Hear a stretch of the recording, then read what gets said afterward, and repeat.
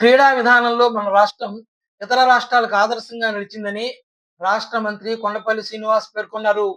ఒక్క మన రాష్ట్రంలోనే ఉద్యోగాల భర్తీలో క్రీడాకారులకు 3% రిజర్వేషన్లు కల్పించామని, క్రీడల కోసం పెద్ద ఎత్తున మౌలిక సదుపాయాలు కూడా సమకూరుస్తున్నామని చెప్పారు.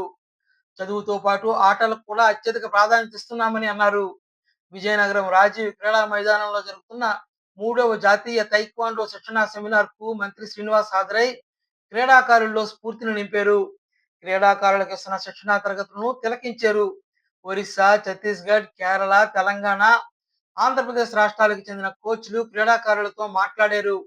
ఈ సందర్భంగా క్రీడాకారులను ఉద్దేశించి మంత్రి మాట్లాడుతూ, మానవ వనరులే మన దేశానికి ఆస్తి అని పేర్కొన్నారు. ప్రతి విద్యార్థి చదువుతో పాటు ఆటల్లో కూడా రాణించి మన రాష్ట్రానికి, ప్రాంతానికి గర్వకారణంగా నిలవాలని ఆకాంక్షించారు. మన రాష్ట్రంలో క్రీడా విశ్వవిద్యాలయాన్ని కూడా ఏర్పాటు చేసేందుకు ప్రయత్నం జరుగుతోందని చెప్పారు.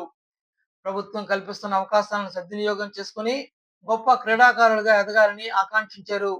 ఈ కార్యక్రమంలో తైక్వాండో జిల్లా అసోసియేషన్ అధ్యక్షుడు గురాన అయ్యలు, రాష్ట్ర కార్యదర్శి సిహెచ్ వేణుగోపాల్, అంతర్జాతీయ క్రీడాకారులు తైక్వాండో కోచ్ అబ్బాస్ షేఖీ, తెలంగాణ రాష్ట్ర తైక్వాండో అసోసియేషన్ కార్యదర్శి కె శ్రీహరి తదితరులు పాల్గొన్నారు.